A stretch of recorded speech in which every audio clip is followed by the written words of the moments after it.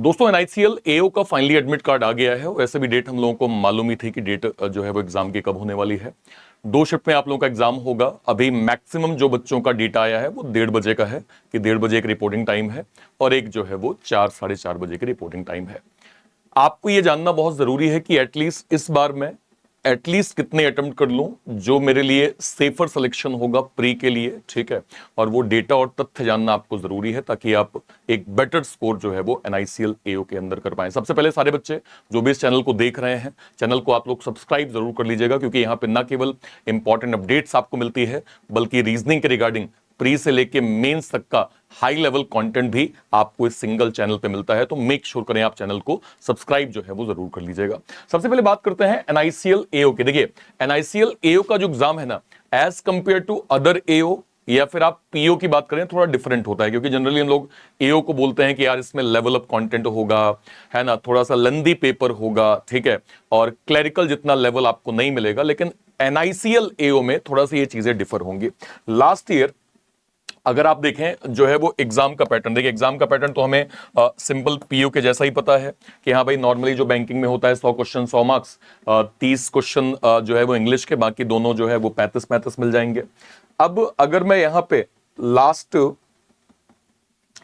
Year की बात करूं, level as compare to pre जैसे क्लरिकल में हम देखते हैं भाई, वैसा ही पैटर्न आपको एओ के अंदर यहां पे देखने को मिला। जैसे अगर मैं सिंपली यहां पे देखूं लास्ट ईयर के पैटर्न में 35 में से 26 से 29 जो गुड अटेम्प्ट्स थे वो बच्चों ने मैथ्स में किए थे। एग्जाम डेट की बात मैं कर रहा हूं जिस दिन एग्जाम हुआ था।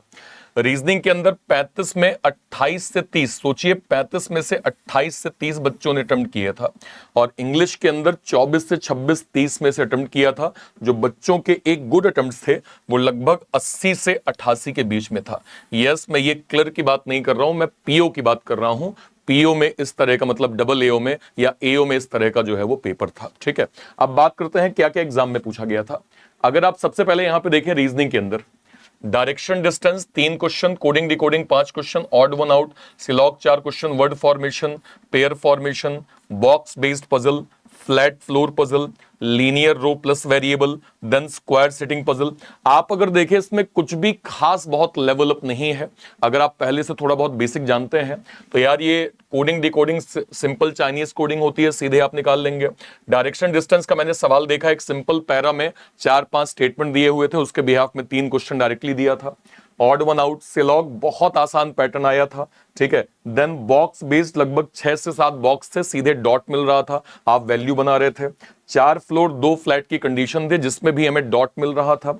इसमें भी कोई प्रॉब्लम नहीं, मतलब अगर आप एक प्रैक्टिशनर है ना, आपको मालूम है कि पेपर में अटेम्प्ट कैसे करना है, कोई बड़ी बात नहीं कि आप 35 में 35 लास्ट ईयर इस वाले पेपर में कर सकते थे। ये लेवल था और ऐसी हम उम्मीद करेंगे इस साल भी। क्यों, मैं आपको अभी डेटा के जो है वो अकॉर्डिंग बताऊंगा। नेक्स्ट पे आ जाइए। मैथ्स की बात करें, DI 2 question, quadratic 7 question, wrong number 3 7 question, pie chart 5 question, age based 1 question, partnership एक question, averages, profit loss, boat and stream, time and work, mixture alligation जो है वो मेंसुरेशन 1 क्वेश्चन। ये सारे मिसलेनियस के चैप्टर हो गए। और ऊपर भी अगर आप देखेंगे तो डुएबल मैनर में ओवरऑल पेपर था, बेसिक कॉन्सेप्ट पे बेस्ड था। अगर आपका बेसिक कॉन्सेप्ट क्लियर है तो आप अच्छे से अटेम्प्ट जो है वो यहां पे कर सकते थे, ठीक है। नेक्स्ट पे आ जाइए। इंग्लिश की बात करें, RC, sentence arrangement, word replacement, then error detection, then cloze test, ये सारे पैटर्न हमें पूछे गए थे और यहां भी आपके अच्छे स्कोर जो है वो लास्ट ईयर बन सकते थे, ठीक है।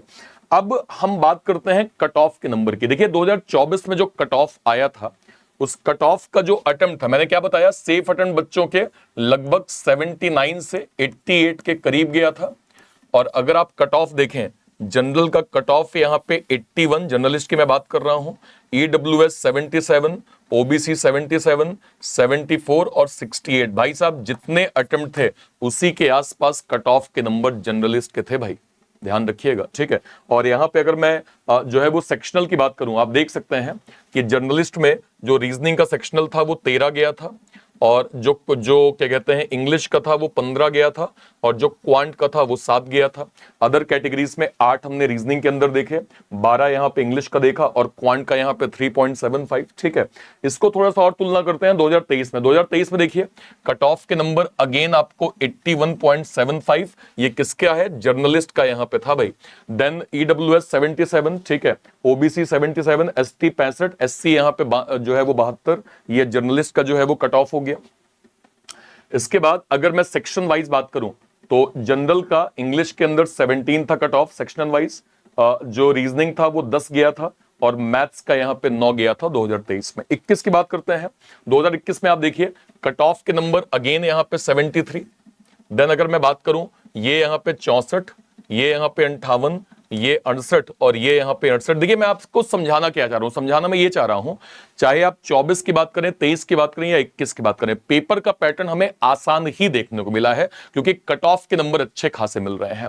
इसका मतलब यह है आप अच्छे अटेम्प्ट्स कर सकते हैं अगर आपको यह पता है कि अप्रोच कैसे करनी है कंप्लीट पेपर में रीजनिंग की। अगर आपको रीजनिंग का अप्रोच पता है, इंग्लिश का अप्रोच पता है, मैथ्स का आपको अप्रोच पता है, तो आपके अटेम्प्ट्स भी 70 प्लस 75 प्लस यहां पे हो सकते हैं।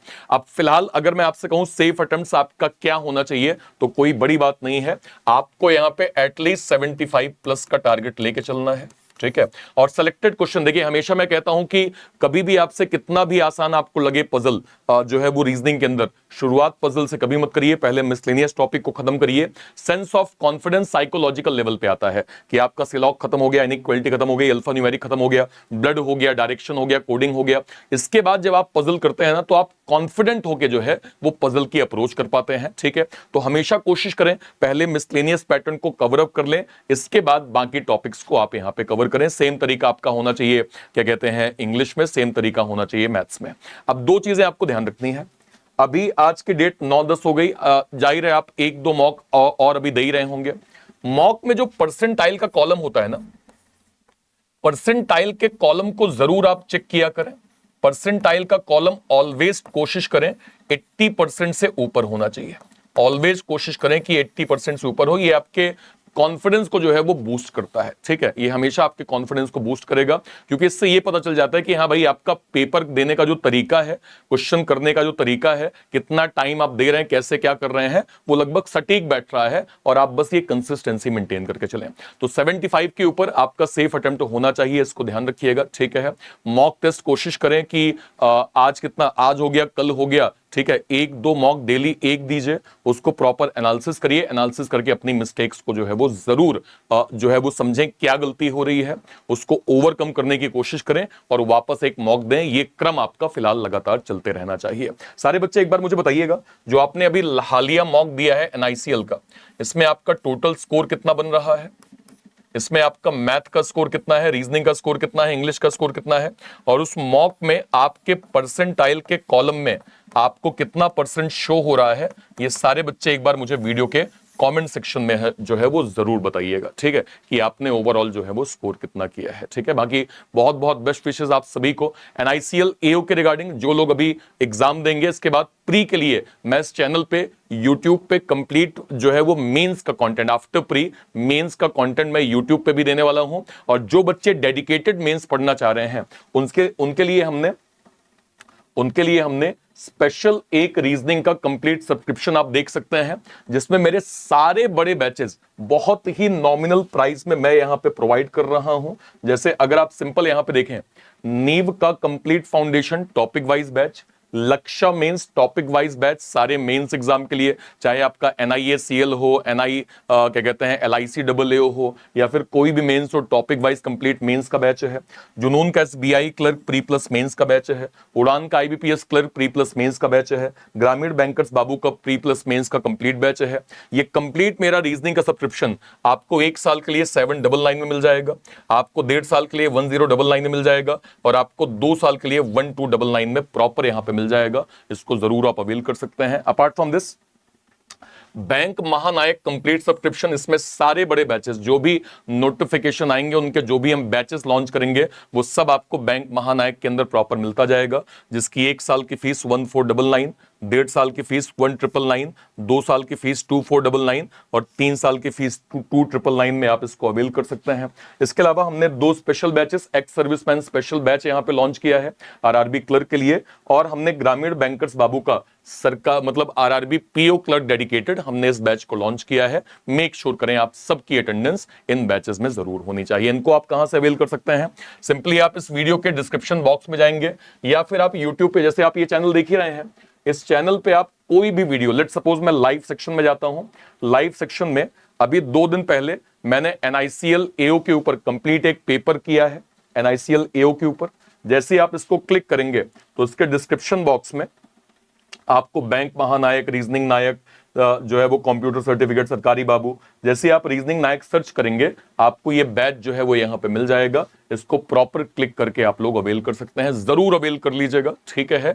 बहुत नॉमिनल प्राइसिंग में बहुत सारी ऑफरिंग हमने प्रोवाइड करी है जो आपकी प्रिपरेशन को काफी जो है वो मदद करेगा, काफी बूस्ट अप करेगा, ठीक है। और कोई डाउट होता है वीडियो के कमेंट सेक्शन में अपनी बात आप जरूर रखिएगा। फिलहाल के लिए till then bye bye, thank you so much, Jai Hind, thank you.